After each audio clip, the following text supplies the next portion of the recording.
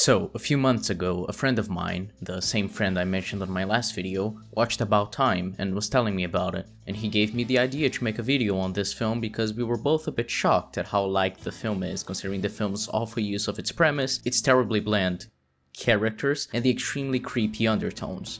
So today we'll venture into the romantic comedy world, even though the film is neither, and we'll see what it's all about. So, I've heard a few things about Time, and for some reason people seem to like it despite what I've heard, so I thought, hey, what if I make a video on it? And then I thought, hey, what if I add me reacting to the film for the first time as part of the video? And some might say I'm copying Drew Gooden, but I am. So if I acknowledge it, then I'm self-aware, then it doesn't really matter. With that, let's get started with the first topic I want to cover about this film.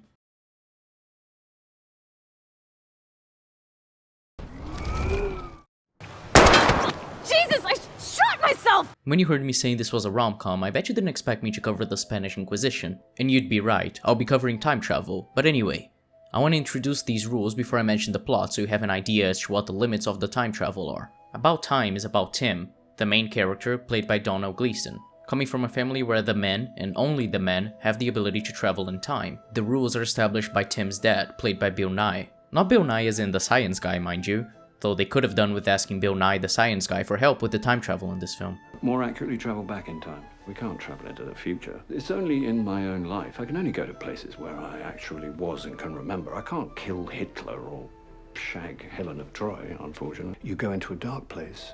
Big cupboards are very useful generally. Toilets at a pinch. Then you clench your fists like this. Think of the moment you're going to, and you'll find yourself there. The next topic in the time travel rules I need to talk about is sperm. Believe it or not, sperm plays a big part in the plot of this film. There's a scene in this film where, by traveling in time, Tim changed his daughter into his son. The way the film establishes this information is by having Tim go back in time to prevent his sister from getting together with her boyfriend the first time they met, which was way before the birth of Tim's child. So then he travels back to the present and sees his daughter became his son. Then he travels back in time to the day his child is born, and then he talks to his dad, who says, "You're okay till it comes out. But the exact sperm at the exact moment got you this particular baby, so if you do anything the tiniest bit different, you'll have a different child." Lastly, before we move on to other topics around this film, I want to mention, so that we keep this in mind, that Tim can travel in time with another person if he wishes. He does so with his sister, even though his dad seemingly never told him how to do it, or even that he can do it.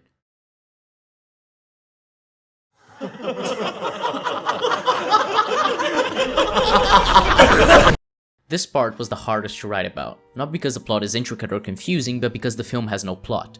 At any rate, I'll try to summarize it as best I can so at least you have the context of what happens in the film without having to watch it yourself, since I wouldn't wish that on my worst enemy, but try to bear with me because I'll elaborate on most of the issues with the film after I go through the plot. The movie starts with a voiceover from Donald Gleason's character, Tim, who's introducing himself and his family. Then we cut to a New Year's party, in which Tim fails to kiss a woman he was flirting with all night because he was too nervous.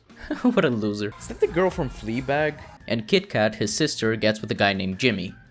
Then we cut to KitKat waking him up the next day, saying their dad wants to talk to him, so he goes to his dad's study. Then his dad, Bill Nighy, tells him that their family has a secret, that every man in their family can time travel. Because of that, he goes and tests out the power, and sees it's real, arriving back to the party from the previous day. Because he had a second chance at it, Tim kisses the girl that he didn't kiss at New Year's. Then Tim goes back to the present. If you're wondering what happens from past Tim's perspective, just don't think about it. And then he talks to his dad about how he should use that power, saying he wants to use it to get a girlfriend. Money would be the obvious thing. Very mixed blessing. Utterly screwed up your grandfather's life, left him without love or friends. I've never bumped into a genuinely happy rich person. Wait, but wouldn't money make his life the way he wants it to be? Just because someone's rich doesn't mean they're not happy. Like, oh, I've never met a rich person who's genuinely happy. I'm fairly sure there are many rich people who are happy. What? Then we see that Charlotte, played by Margot Robbie, is arriving at his place. The voiceover says she's going to spend 2 months with them, and that Tim is into her. Which makes sense because she's Margot Robbie. Then we see Charlotte and KitKat sunbathing, and Charlotte asks Tim to apply sunscreen to her back, but Tim makes a mess of it, so he walks off and goes back in time to try it again. Then we see Tim, KitKat, Charlotte, and Tim's friend Jay playing tennis, and Tim says he couldn't concentrate because Charlotte is too hot, which makes sense because she's Margot Robbie. Mommy. Then we jump to the last day Charlotte was staying with them, and they're eating outside. Then we see Tim going to Charlotte's room to talk to her. He goes tell her he loves her, but she turns him down because she says asking her out on the last day would never work. With that, Tim goes back in time a month to ask her out. She tells him to see how the month goes and she'll ask her again on the last day. Women, am I right? Then we see her being driven away. I guess he just decided not to ask her out again because the voiceover says he learned his lesson that time travel can't make someone love you. Anyway, then we have a time jump and we see Tim leaving his parents' house to go live in London. Then he arrives in London to stay with one of his dad's old friends, Harry, who's a playwright and a drunk, and he gives Tim a tour of his home. Then we see Tim going to work as a lawyer and meeting Rory at his job. I'm Rory. Very pleased to meet you. A real thrill. Then we jump ahead in time 6 months and Tim is walking with his friend Jay as they go to a bar where everything is dark and the staff is all blind, and they spend a few hours there where he also meets Mary, the love interest, who he learns is super into Kate Moss. Not super into Kate Moss in the sense that she's gay, but in the sense that she's a big fan of hers. I know there's still quite a lot of old-fashioned types out there who might have interpreted super into as meaning gay, but no. Maybe I could have worded myself better there. Anyway, eventually they walk out of the bar and Tim gets her phone number. So Tim walks home and Harry is angry because his play was opening that night and his main actor forgot all his lines for one of the most crucial scenes in the play. So Tim goes back in time and makes sure Harry's actor reads his lines before the play. However, during the play, another actor forgets his lines. Who hired these people? So Tim goes back in time to help him with his lines during the play. Then after the play, Tim goes to a bar to talk to Harry. Then Tim looks at his phone and, because he went back in time to save Harry's play, Mary's phone number isn't on his phone anymore. So he runs to the blind bar and asks the guy at the front desk if he'd seen Mary and her friend Joanna. The guy says they paid with cash and were walk-ins, so he has no phone number or information to give Tim. I don't get why he'd even go along with Tim asking about contact info like that, especially when Tim already called Mary's friend Like a sort of nice prostitute. But I guess he just doesn't care about keeping his customers safe. Do you have a record of who rented it in 2001? Wow, that was easy. You're not the first lovelorn young man to walk through that door. 3 girls got proposals off my wife's slutty artichoke costume. 2 others disappeared, but I focus on the positive. Then Tim walks home. Then he wakes up the next morning and Harry's reading the paper for reviews for his play, which he shows Tim, and under that, we see an ad for a gallery with Kate Moss photos. The level of contrivance to have that happen is insane. Oh my crap, that is very contrived. There's a reason for him to find her again. To be like, yo, she likes Kate Moss. And then he sees some fucking Kate Moss exhibit on the paper the day after as well. He goes to his friend's play, which he fixed. It's like, oh, there's so many layers of contrivance here, but whatever. Because he's only able to meet Mary again because the paper Harry was reading reviews about his own play, which Harry said he normally wouldn't do, had an ad for a Kate Moss exhibit just below the review. Because Tim knows Mary likes Kate Moss, he goes to the gallery and stays there for hours waiting to see if she'll show up. Then KitKat shows up at the gallery, out of nowhere. I don't even know how she knew Tim was there. I guess he got time travel powers and she got omniscience. Where's y'all? But anyway, she says she's been fired and that Jimmy dumped her again. Then Mary shows up and Tim goes to talk to her, but he comes off as very awkward, what a loser, and he forgets that she hasn't met him yet, which makes him seem creepy, so she blows him off. Then Tim goes back to his sister and says he failed, but his sister tells him to try again. Her once again using her omniscience to know about his time travel powers, I presume meaning go back in time and try again, but I guess Tim doesn't pick up on that. Just to be clear, I'm joking about her having omniscience. Only men have superpowers in this world, much like the MCU for its first 20 films. So he walks to Mary again and asks to walk around the exhibit with her and Joanna, and Mary eventually says yes, despite how creepy Tim seems. Then they sit at the food court and talk for a bit, when Tim learns Mary has a boyfriend, who then shows up. Because of that, Tim asks when Mary met her boyfriend and where. She says it was at a party a week earlier, and Joanna gives him the exact address where it happened. With that information, Tim walks away and we cut to him dressed up going to said party, implying he went back in time. Then he spots Mary there, and goes to talk to her, because he knew she liked Kate Moss, and because she had told him why at the exhibit. He repeats what she said to him in the present to get her to like him. Then they leave to have dinner, bailing on the party because Mary, in the present, had said the party sucked. so Tim used that information to get her to go out with him during the party. Then they have dinner. Then they walk to her place and she invites him in. Then they have sex. But Tim goes back in time so their first time is better. But then he decides he wants some more, so he goes back and fucks her again. Then we see a montage of Tim and Mary loving each other. Kind of insane that they have this level of relationship already, from just cutting from them having sex for the first time. I wish we'd seen their relationship develop. Then we see Tim and Mary in her apartment, with Mary saying her parents are coming, so Tim should get dressed. Then the parents arrive and Tim makes a very bad first impression. Oral sex. So he goes back in time to undo that. Then they have dinner with her parents. Then we cut to them in bed, and Tim says he's going to the theater the following day. But Mary says she wants to stay in bed all day, so Tim can go alone. Then we cut to Tim in the theater with his work friend Rory. Then Tim sees Charlotte in the theater, so he goes to talk to her. Charlotte is with her friend, and Tim ends up saying something stupid, so he goes back in time to have the conversation again without fucking up. Then he fucks up again. Gay. And so he goes back in time and says to Rory that he won't go talk to Charlotte after all. However, Charlotte sees him as he's leaving the theater and asks him to go to dinner with her, which he accepts. With that, we see Tim and Charlotte having dinner, and she flirts with him during dinner. Then Charlotte invites him to her apartment, and he goes up the elevator with her to her apartment. However, as she invites him in, he declines, despite her being Margot Robbie. With that, he runs home and asks Mary to marry him. But she speaks over him because she's trying to sleep, and so she doesn't hear the proposal. So Tim goes back in time and tries to wake her up more calmly and proposes to her. Then we see Tim and Mary at Tim's parents' house. Then we see Mary getting along with Tim's mom. Then, Tim and his dad play table tennis. For the first time, a father and son are playing each other in the World Table Tennis Final, and neither of them are Chinese. Wait, was that a bit racist? Well, anyway, here's Bill Nighy saying that in the film. For the first time, a father and son are playing each other in the World Table Tennis Final, and neither of them are Chinese. Then Tim bumps into KitKat at the house, and she says she was fired from her job again, so she's been staying with their parents for a few weeks. Then KitKat runs down and hugs Mary.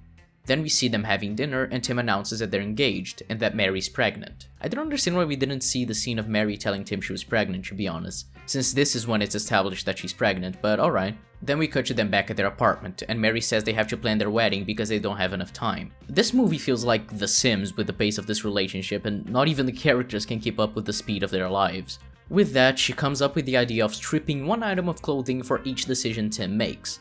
Then we cut to the wedding. Then we have a montage of Tim, Mary, and all their guests walking out of the church they got married in, as it starts raining a lot. Then we see Tim's friend Rory giving a best man speech. It sucks. So Tim goes back in time, and now we see Harry giving the best man speech. It sucks again.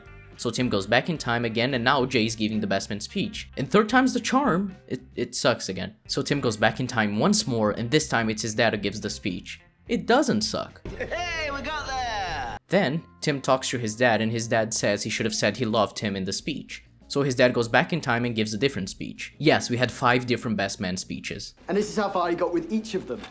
Let me explain the code. 5, blowjob.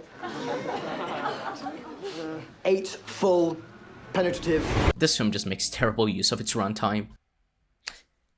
I'm over halfway through the film. There has been no conflict in this film. This film is just a series of events happening. Then we see a few people hanging out at the wedding. Then we cut to Tim and Mary at the hospital when their baby is born. I guess we're just gonna skip over another big portion of their relationship, seeing as we never even see her with a pregnant belly.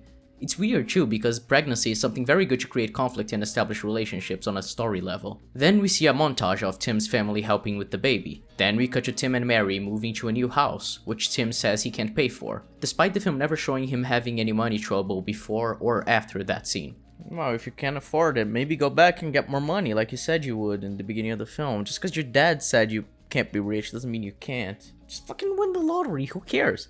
You can use that money to make your life and Rachel McAdams' life and your daughter's life way better, because, you know, money can buy happiness despite what people say.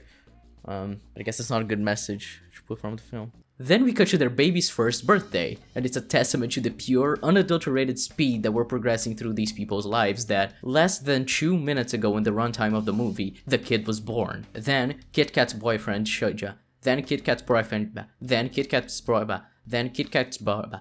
Then, KitKat's boyfriend Jimmy shows up at the party and asks if KitKat is there, and Tim says he thought KitKat was with Jimmy. So Jimmy says that they had a fight, and KitKat had been drinking. Then we cut to KitKat getting into a car accident. Then we see Tim and Mary going to the hospital to visit her. So Tim walks to Jimmy and asks when they had the fight. So Tim walks into a dark room and goes back in time. With that, we see Tim arriving at the party with KitKat, the reason to which he says he will explain to Mary later. So we cut to him talking to Mary about how KitKat should leave Jimmy and fix her life. And Mary says KitKat has to fix it herself, to which Tim says, Maybe.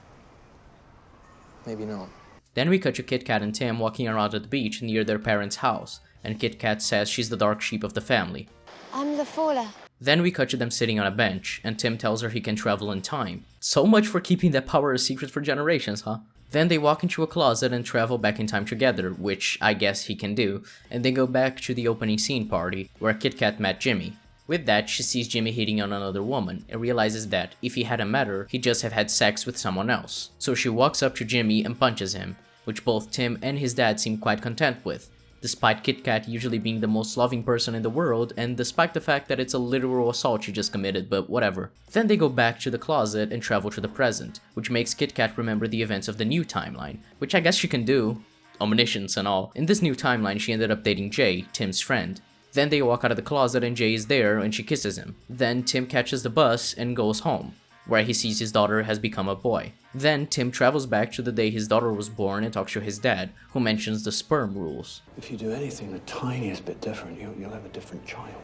So, every day up till yesterday is as it will always be. So we see the car crash happening again, implying Tim went back to let his sister get in the car accident so he'd get his daughter back. With that, Tim and Mary are in the hospital with KitKat, and Tim says they aren't leaving until they can make sure something like that accident will never happen again. So we cut to the next night and KitKat realizes she has to stop drinking and she has to leave Jimmy, which prompts Tim to say the next morning that she should ask his friend Jay out. Then we see Tim getting home and hugging his daughter, who's now back to normal. Then Tim asks Mary if they should have another child and Mary says no.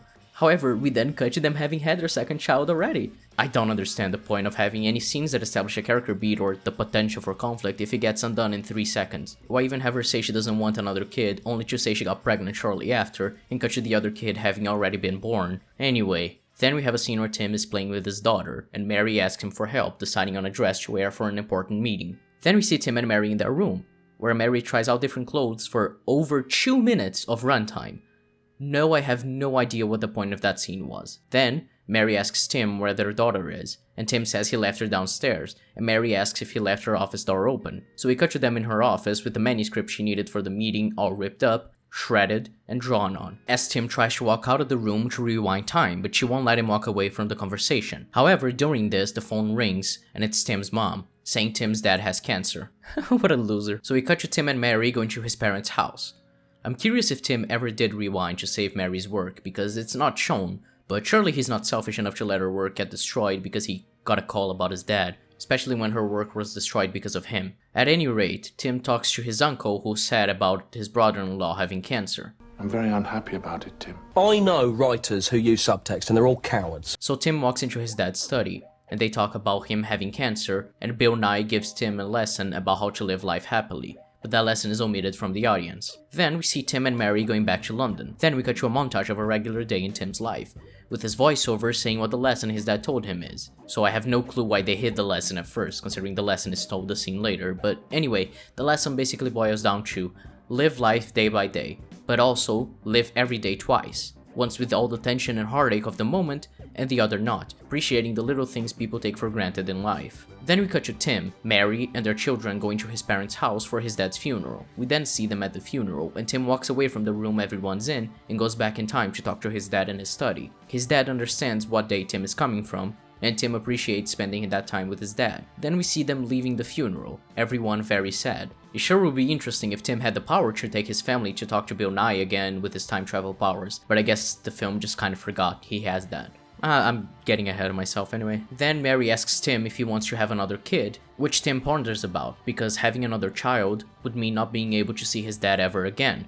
But he does say yes to her after she insists for 5 seconds. It's very fun to have conflict for 10 seconds of screen time, and 10 seconds only. Then we cut to the last day of Mary's pregnancy, and Tim goes back in time to talk to his dad one last time. When he's back there, his dad says they can do something that breaks the rules, but should be fine if they're careful. So they go into a dark room and travel back in time to when Tim was a kid. Then we cut to Christmas in the present, as the voiceover explains what's happened with each character, wrapping up the film. The mom has kept living on, KitKat got married to Jay and had a baby, and Tim continued living life happily with Mary. However, he says he took his dad's advice one step further, by not traveling back in time at all. Instead, he wakes up every day and lives and enjoys it as if he went back in time to that day specifically to appreciate its beauty, and then he makes a monologue about how love is good, and then the film ends. Hey, we got there! Now, if you think the summary was boring, repetitive, and unfocused, that's because the film is that way. You hear me? I was intentionally boring. I did it on purpose. It's giving me sort of like Death Stranding vibes, you know? Because it's like,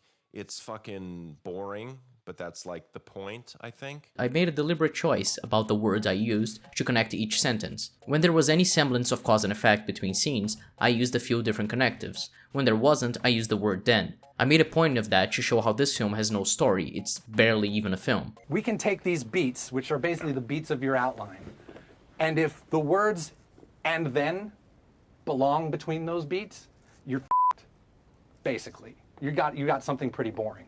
What should happen between every beat that you've written down is either the word therefore or but, right? So what I'm saying is that you come up with an idea and it's like, okay, this happens, right?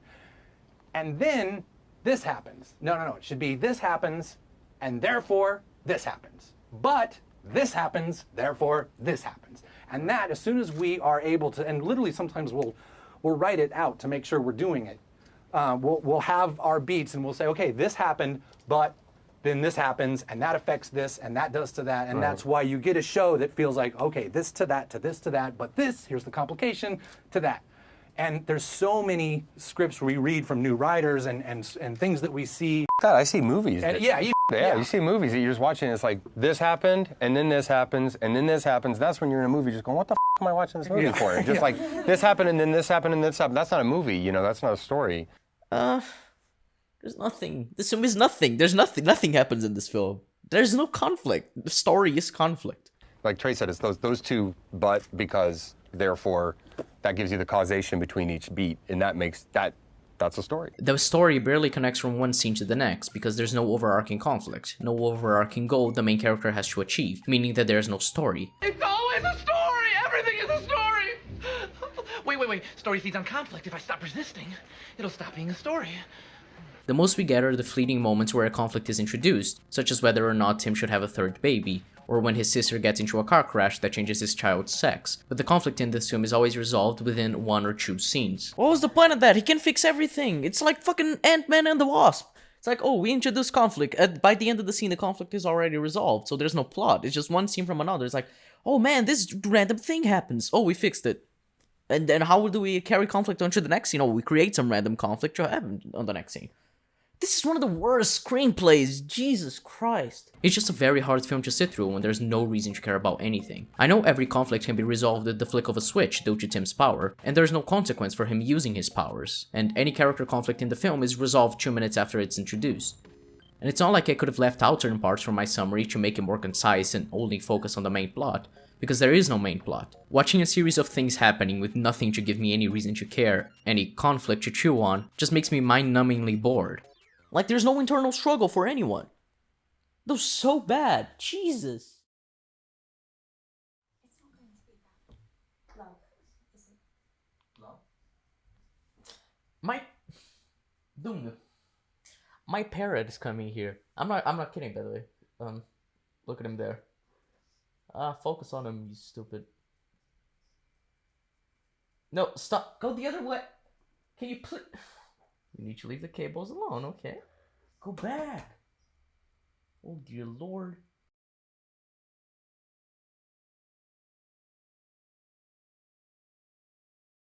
What's that, Victor? My character's undefined? That's absurd. I know who I am. I'm the guy, the protagonist, the hero. But now that we know the events of the film, let's talk about the characters. Like, genuinely, all the personality that's coming across is from the actors, but if you read this, if you're thinking about this like on a script level, the characters don't have any character, don't have any personality, they're just vehicles to tell the story about this Gary Stu, which is Domhnall Gleeson in this film.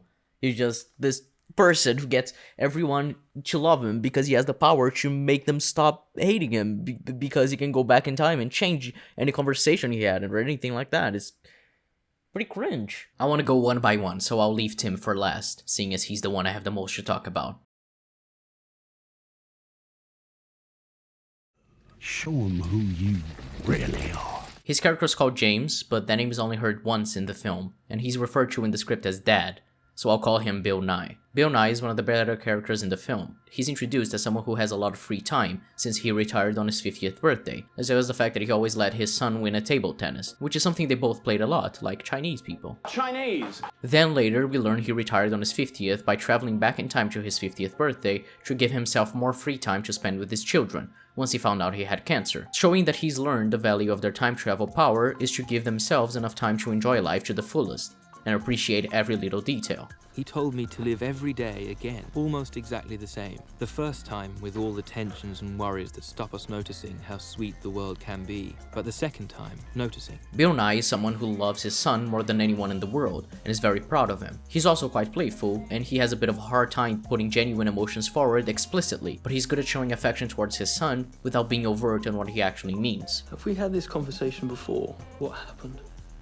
I rather let myself down. I hugged you.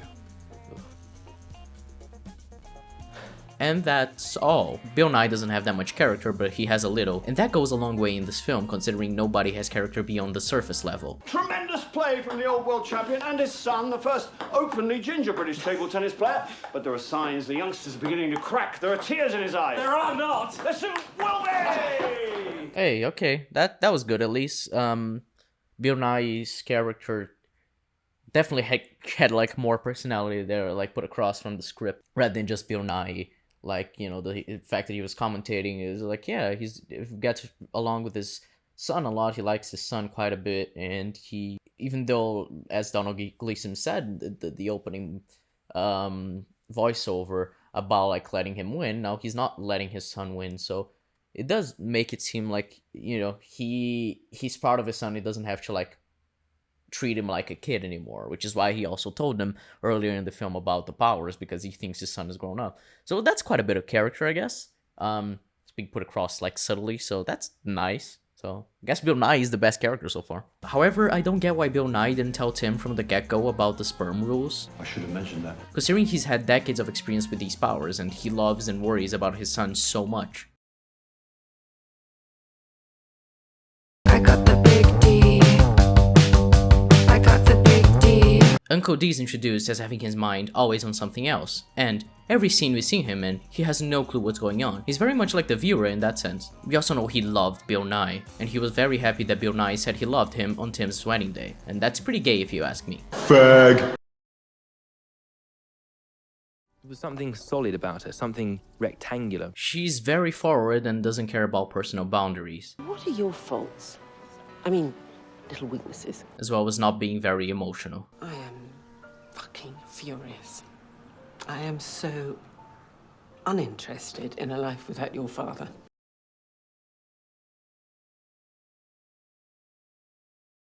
I was told there'd be free booze. Harry's a drunk playwright who hides his feelings. Jay is a person that exists, and Rory is a dunce with a good attitude.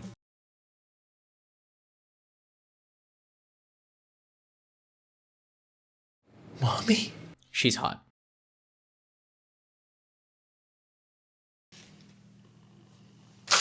She's the real best character of the film. Considering she was introduced as the odd one out of the family, she has a lot of personality to shine through in the film. She's very happy to help others, and she loves to show affection to people she loves. Is Mary here? Yes. Be gentle. Oh, careful! She's very welcoming and accepting of everyone she knows, which isn't always to her benefit, as she dates Jimmy and takes him back every time he leaves her. She thinks she's a failure, but she's okay with that. I'm the faller. Every family has, like, someone who falls, who doesn't make the grade, who stumbles, who life trips up. Maybe I'm our faller. Which ties in with her thinking she won't amount to anything, so she self-sabotages, much like Britta in Community. Just have more experience being worthless. I think I left that crib sheet on the floor because I wanted to get caught. I'm so used to screwing everything up, I just wanted to get it over with. The issue I have is with how fast she decides to change her entire life without even talking to Tim or Mary. She just figures it out by herself. I have to leave Jimmy, don't I? I have to stop drinking, stop leaving jobs. And I have to go out with someone nice and boring. which is why I think the film should have been about KitKat, since she's got the most material to work with. See, the thing that they did is like, oh, we have a very boring family, but KitKat is different. Like, she really does have a personality, and she does kind of have character, like her thinking she's a failure, now her, you know, talking about how she's always leaving jobs, and she's basically self-sabotaging because she doesn't believe she's good enough to do, like, anything with her life, become anyone. So, like, if the film was about her, it would be very much, like, way more interesting. Do you like Kate Moss? I absolutely love her. Oh, Mary. Mary. The main love interest and person who most of the film is about, other than Tim. Let's see, what do we know about her? Do we really even know that much about Rachel McAdams in this film? Like, what's her character? She likes Kate Moss. She's a publisher.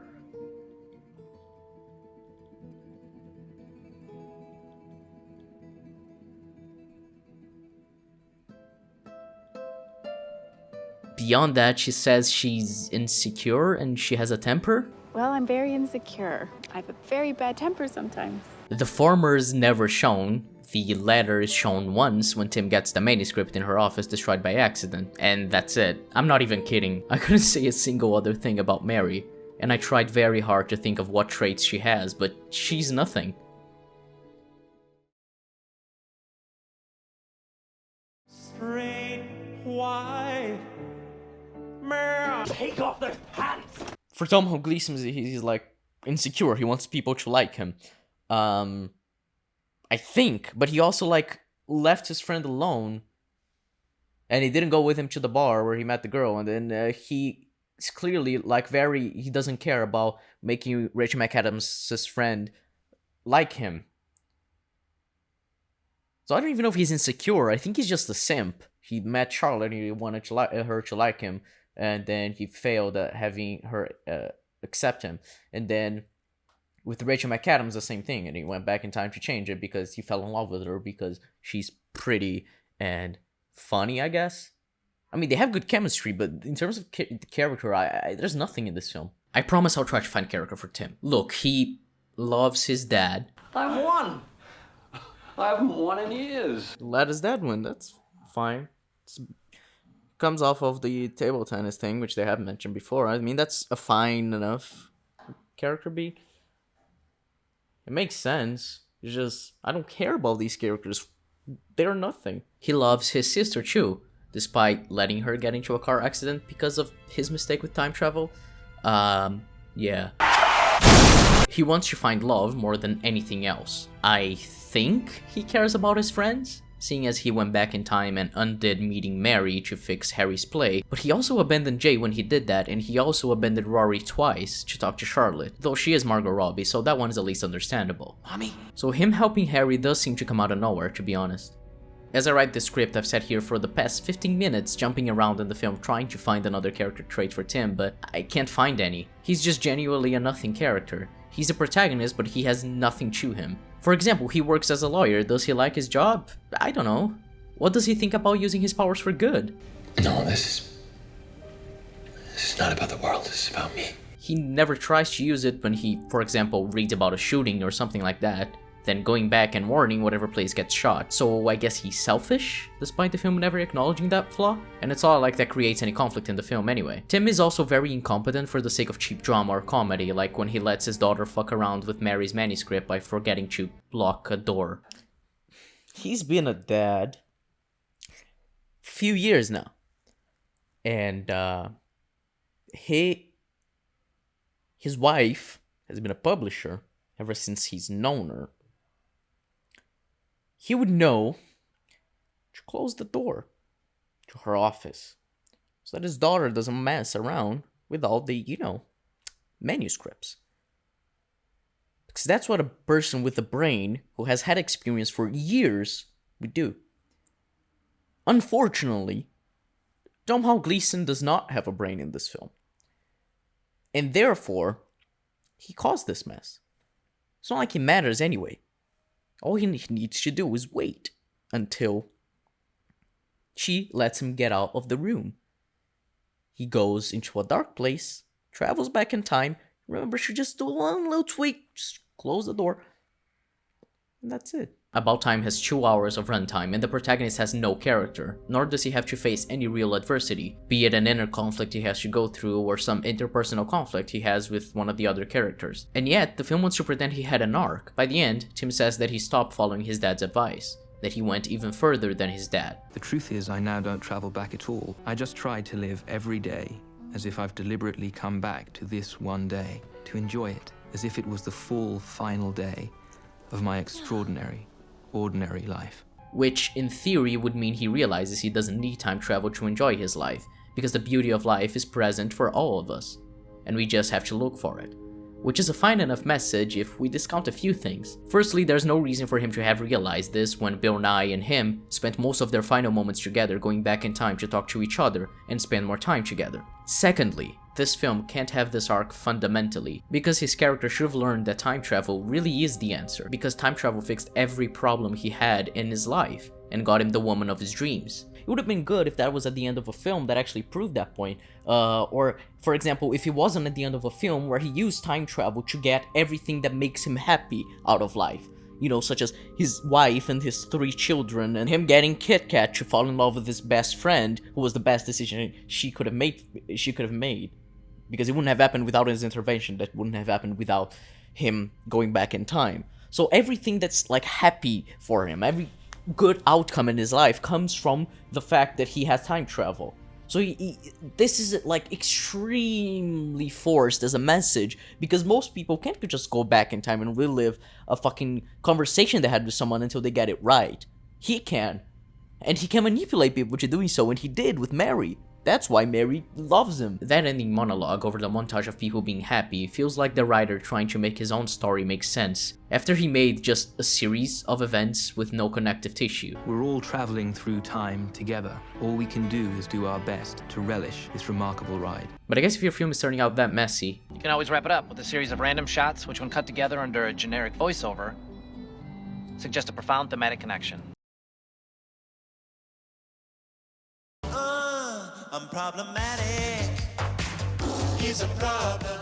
now I'd like to talk about how problematic this film is, because dear lord, it's really impressive. Tim is a terrible person, and the fact that people like this film, especially after the Me Too movement, is insane to me. After Tim got his powers, we had Charlotte asking him to put sunscreen on her, and he fucks it up. So he goes back in time to do it right this time, basically using hindsight to pretend to be a version of himself that Charlotte would like more, which is manipulation. But then we have him using his knowledge that Mary loves Kate Moss, gained from the original timeline, to, after changing time and having her never have met him, go to a Kate Moss exhibit and pretend to love Kate Moss so he could get into Mary's pants. There, he talks to Mary and learns she has a boyfriend as of a week prior, so he travels back in time a week and stops her from meeting her boyfriend, completely undoing their relationship because Tim wanted to fuck Mary, as well as using what Mary had told him about Kate Moss in the present to impress her, pretending to like Kate Moss again to get in her pants. Do you agree that the magic of her lies in her history? The informality of her early shots compared to this stuff, so you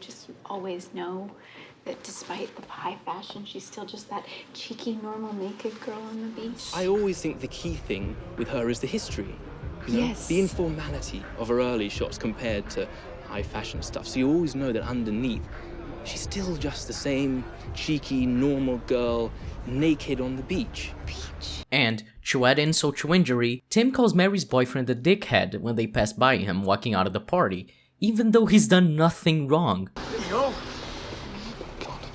What a dickhead. I want to rant a bit about that shit because it really annoys me. Brace yourself for the whiplash of going from about time to something that's actually good. In the show Sex Education, season 1 has the character Otis fall in love with his friend Maeve, which makes sense because she's Emma Mackey, but Maeve would never want to be with him as far as Otis knows. Maeve then was having sex with Jackson, wanted to make things more serious with Maeve, but didn't know how to do it. With that, he paid Otis to give him advice as to how to get Maeve to like him beyond just sex, because Otis had started a sex clinic earlier in the season and had been giving people advice to help them have better sexual relationships. However, Otis didn't want to take the money, nor did he want to give Jackson advice. He ends up giving Jackson advice by accident, and that ends up making Maeve fall really hard for Jackson. However, when it comes to the moment to ask Maeve to be his girlfriend, Jackson asks Otis for advice as to how he should do it, and Otis gives him advice he knows is bad. You know in rom-coms, when the guy finally realises he's in love with a girl, and he turns up with a boombox outside a house, blasting a favourite song, and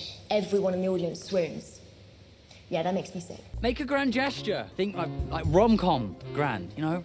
Public, passionate, heart on your sleeve, running through the rain. If it seems too much, go bigger. Maeve ends up being charmed by the gesture anyway, but Otis trying to sabotage Jackson's chances with Maeve is viewed as a very bad thing. This is bad. You're a bad person. Stop saying that. Why are you now suddenly bad? And that's the same thing that happened with Tim and Mary's boyfriend. He simply got in the way of what could have been a great relationship because he wanted to start his own relationship.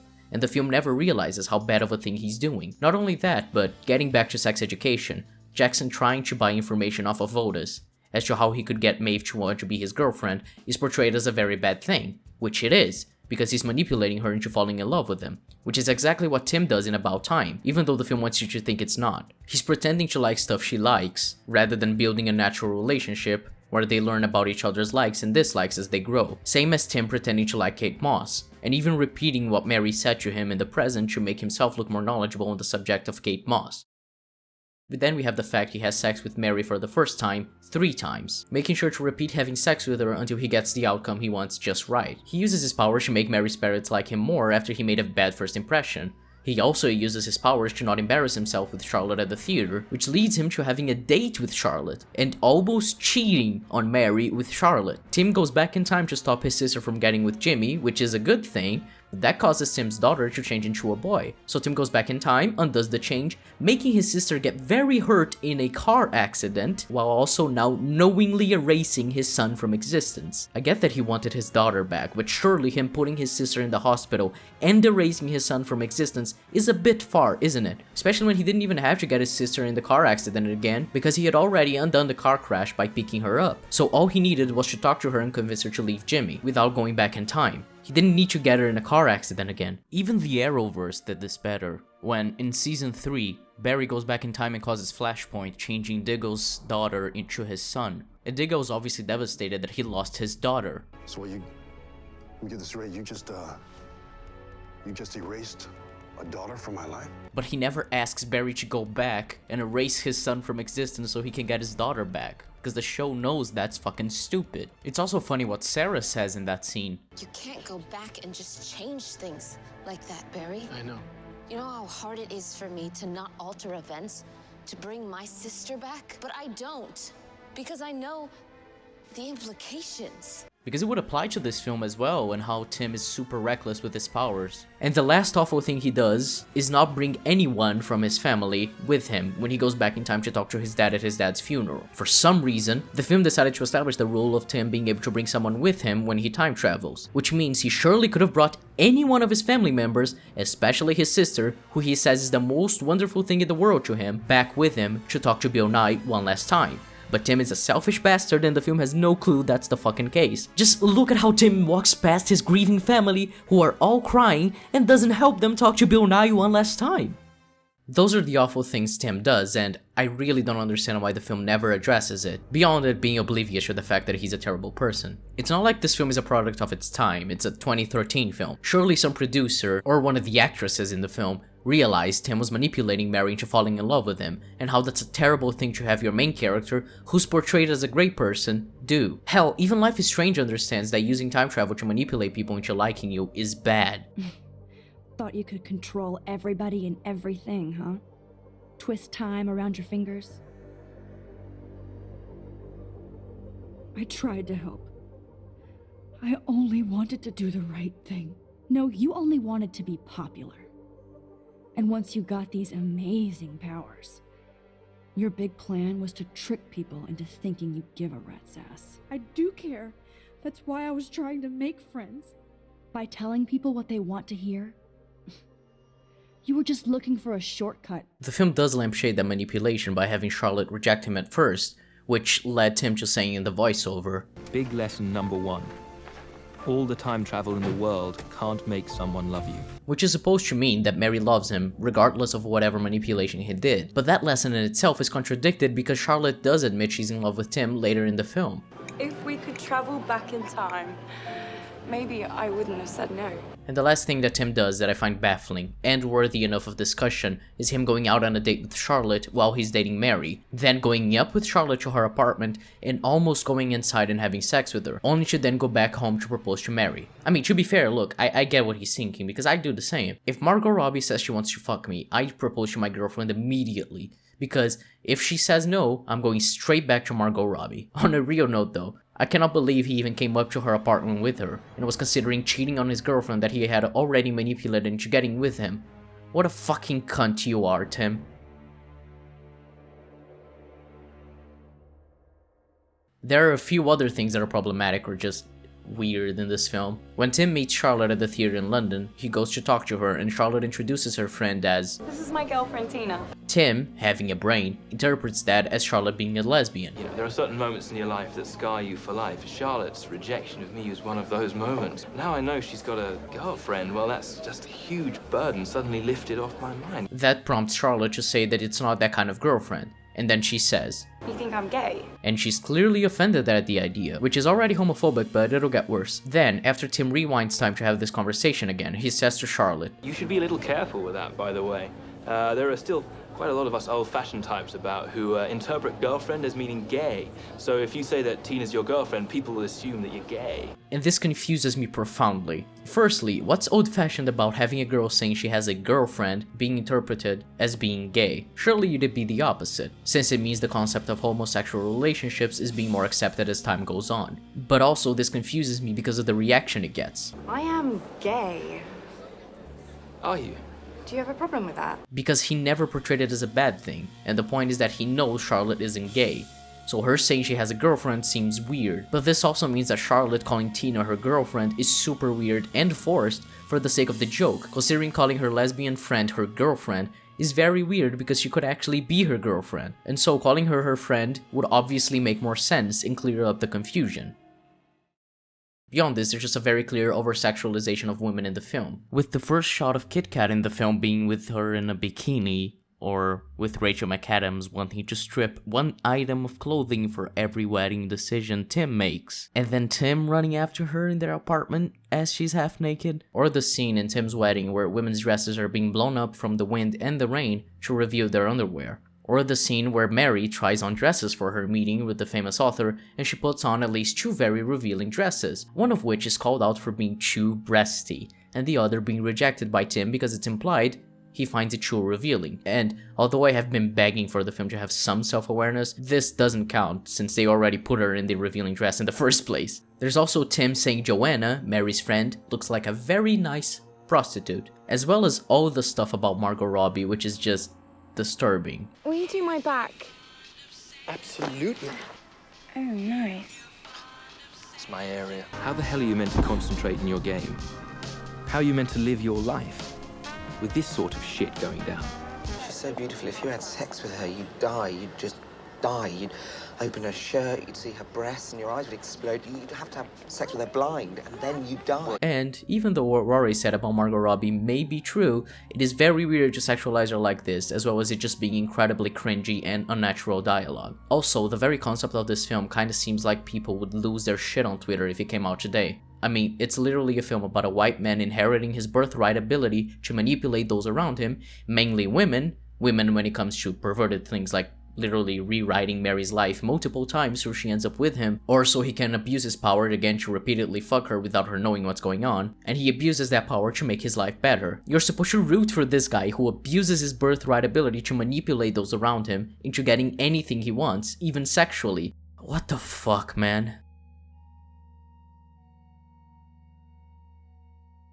Time travel is really hard to write about! Now let's talk about how none of the rules I mentioned earlier are consistently applied. So, after the scene where the rules are explained by Bill Nighy, Tim walks out of the room and goes into a cupboard, where he travels to the previous day when they had a party, but he shows up inside the cupboard. 1 minute and 5 seconds ago, Bill Nighy had just said, "Think of the moment you're going to and you'll find yourself there." And yet the film still managed to break its own rules, because he wasn't where he saw himself because he was never inside the cupboard originally. Unless he did go inside the cupboard for absolutely no reason in the original party, which obviously wouldn't make any sense. In the party originally, Tim was sitting on the staircase when his friend grabbed him. But now, after traveling back, he was in the cupboard, meaning the people downstairs must have seen him teleport from sitting on the stairs to simply disappearing before their eyes. If this is a bit confusing, I'll use Life is Strange to explain how this works mechanically. In that game, Max has the power to rewind time, but she stays in place when she does so. There's a bit in the game where you have to try to get into the principal's office, but it's locked. So how would you manage to do it? The answer is to make an improvised bomb, blow up the lock, then rewind time so the alarm never gets set off by the bomb, nor does the bomb go off, meaning, from Chloe's perspective, you simply teleported inside the office and unlocked it from inside. Welcome to my domain. You are magic! I have no clue how the hell you got in there, but you did it, sister. The same happened to Tim here because he shows up inside the cupboard in the past, despite not being inside it originally, while also taking the place of his previous body from the moment he went back to. This means, firstly, that they contradicted the rules set out by Bill Nighy, as I said already, because he couldn't have gone to the cupboard if he was never there originally, since he's not going to the place in time he was thinking of going to. However, secondly, this means that every time he travels back, he has to be careful because he teleports where he's going back in time from, meaning he can't go back to the middle of conversations, or in situations where other people would see him, otherwise he'd give his family secret away. Obviously, that's if they keep consistent with him staying in the same place he is when he travels back in time, and replacing the version of himself from the time he travels to. However, they don't do that. There are many times in the film where he travels back and doesn't teleport, he just goes back to where his body was, which is very convenient for the plot. For example, the only other times we see him staying in the place he traveled from are when he travels back with his sister to the party we see in the opening scene, and when he travels back to ask out Margot Robbie a month earlier than he originally had. And there are 2 examples where Tim travels to where his body was at the time he's traveling back to. Absolutely. Oh! Oh no! Is it in my hair? Yes.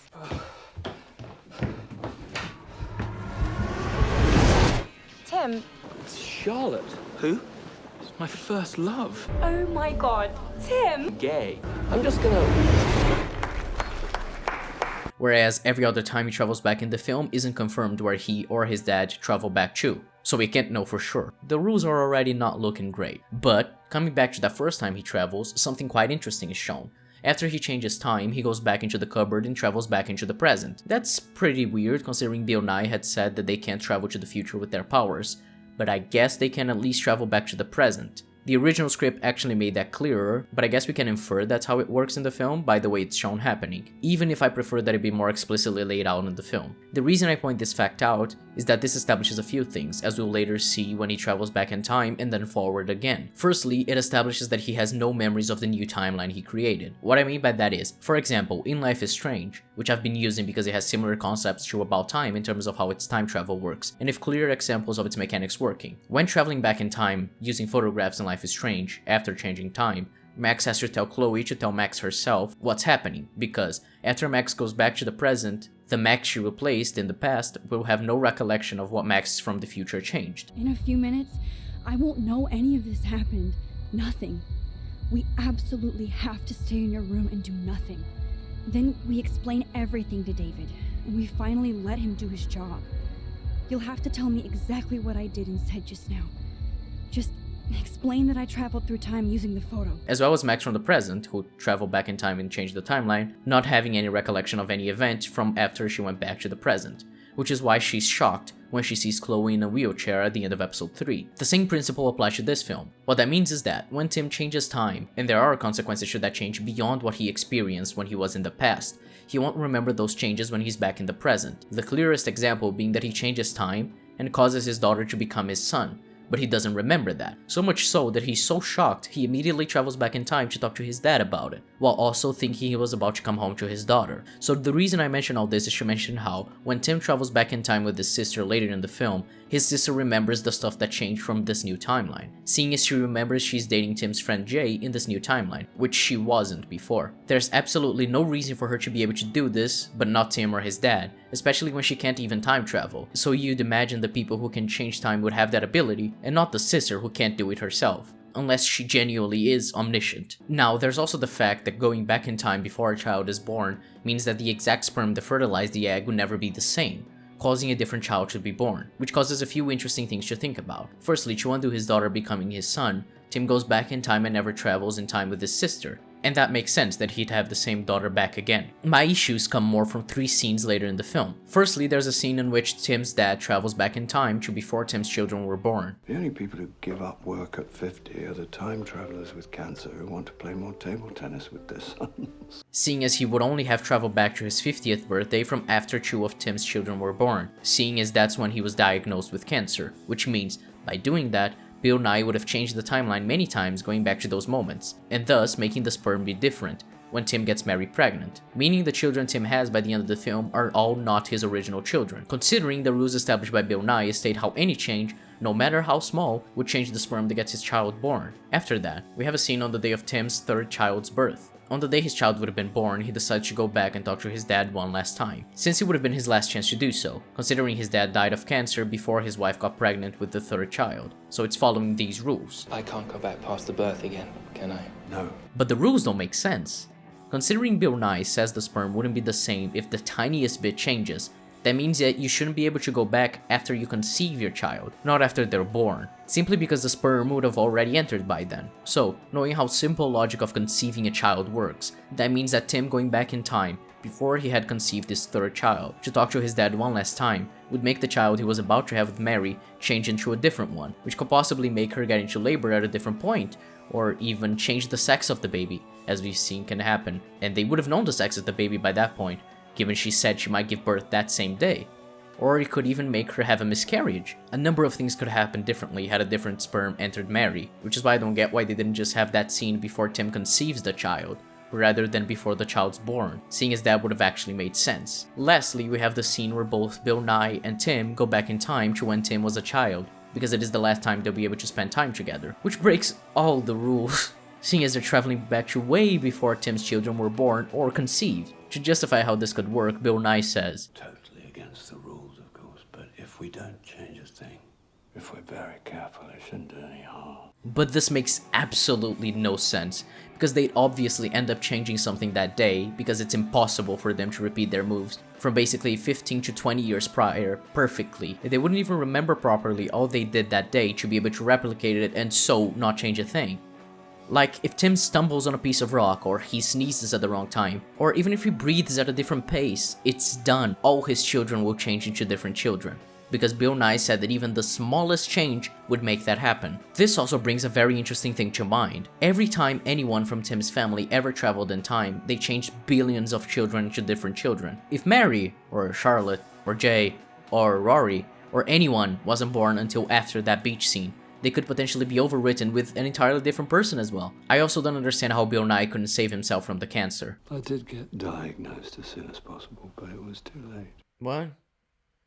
How is it too late? He says he was diagnosed as soon as possible due to his powers, but surely he'd be able to know where the cancer originated and go back to when it hadn't become big enough to hurt him, and get it treated.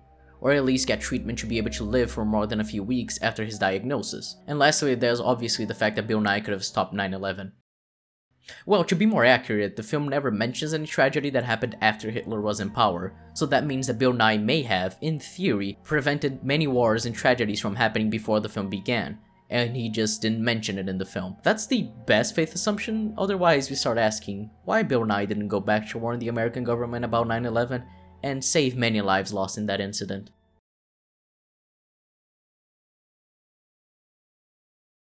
We went through some stuff. But we learned something. No, we didn't. We learned that sometimes there's no lesson. The reason this film is so infuriating to me is because it's not a hard film to get right. If you restrict the rules properly and make it so that the conflict is about certain decisions Tim has to make, and weigh up whether or not he'll be selfish or help his loved ones, is a great drive for conflict. However, the only conflict that is mildly interesting is that he wouldn't be able to see his dad again after having his 3rd child. But the film contradicts the rules about sperm by the end, when Tim and his dad travel back in time to when Tim was a kid, so I have no reason to care about any of it when the film itself shows me that the conflict is based on nothing. It shouldn't be this hard to make a film that's thematically rich and emotionally satisfying without contradicting its own rules. The comparison I want to make in that regard is with Everything Everywhere All at Once. That film is batshit insane, but the underlying narrative all follows the rules set up about the multiverse, and the ending having Evelyn being able to show Joy that meaninglessness can actually bring life meaning, and that being what makes them accept their small place in the universe, and just live day by day is done not just in spite of having consistent rules with its multiversal travel, but because of it. If the film had contradicted its rules, the payoffs with Evelyn having the soldiers trying to stop her, find out a certain aspect of life in the vast multiplicity of the multiverse that they love, or her daughter wanting to end her life with the bagel, but Evelyn stopping her by showing that appreciating meaninglessness can bring comfort instead of the emptiness Joy feels. These would fall apart. The reason she's able to find these small things to appreciate and love is because her mind has been scattered around the multiverse, and she's able to notice how something as stupid as a world where people have hot dogs for fingers can actually create beautiful things, such as their increased abilities to use their feet, or just the fact that she was able to find love in that universe. It all works together to make a film that's thematically and emotionally rich through the use of its rules informing the message of the film, which wouldn't happen if they disregarded the rules for the sake of an emotional scene, which is exactly what About Time did, by having the scene with Tim and his dad at the end going back to when Tim is a kid. The whole reason you should be invested in the scene where Tim talks to his dad one last time is that it's the last time, because of the rules established. So the film breaking its own rules shows us that it's pointless to be invested in said conflict, because he can just go back anyway and it would be fine. There's nothing to care about when watching this film. I also would really love to understand what audience this film is for. It's marketed as a rom-com, but it's not a romance nor a comedy. A romance would imply the main goal of the main character is to end up with the love of his life that he meets in the first act. But in this film, he's already with Mary after just meeting her, and they're together till the end. There's no conflict or even barriers in their relationship to overcome. They're just happy together till the end. For example, a film like Notting Hill uses the fact that the main character is a simple nobody who ends up dating a hugely famous movie star to generate conflict. Their lives are completely different, and there are moments where her being a movie star ends up hurting their relationship. But they both learn and grow from one another. That's a simple romance, but About Time doesn't have that. After their first date, we already have a montage of them being happily in love. Then Tim meets Mary's parents. Then he marries her. It's all so quick with no build-up and no conflict. Even relationships in The Sims don't go as smoothly as this one, and you're in control of every character. And as I said, it's not a comedy either. It's hard to showcase this. But I think there are only a few jokes in the film that are for the sake of comedy as opposed to characters just getting along as they would, which is fine if you want to show your characters having fun together and having good chemistry, but it doesn't make the film funny. It's also not like you can't have jokes that further character relationships. Let's use Community as an example. In episode 19 of season 2, it's Abed's birthday, and Abed is usually very robotic and he loves film and TV, and basically sees life through those things. However, in this episode, Abed is acting unusually normal, which freaks Jeff out. That leads to Abed asking Jeff for them to have a real conversation because he thinks he's never had a real conversation before. So that leads to Jeff, by accident, opening up and admitting to things he's ashamed of for the sake of the point he was making to Abed.